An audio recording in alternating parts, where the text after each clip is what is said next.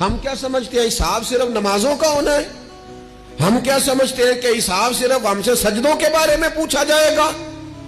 यह भी सवाल होगा। यह भी सही बुखारी मुस्लिम में मौजूद है, सही हदीस में मौजूद है कि रब फरमाएगा, ओ बंदे मैं भूखा था तूने मुझे रोटी नहीं खिलाई, मैं प्यासा था तूने पानी नहीं पिलाया, कपड़ों की हाजत थी तू लेके नहीं आया, मैं बीमार था तूने तीमारदारी नहीं करी। मालिक तू खाने से पाक, पीने से पाक, पहनने से पाक, बीमारी से पाक।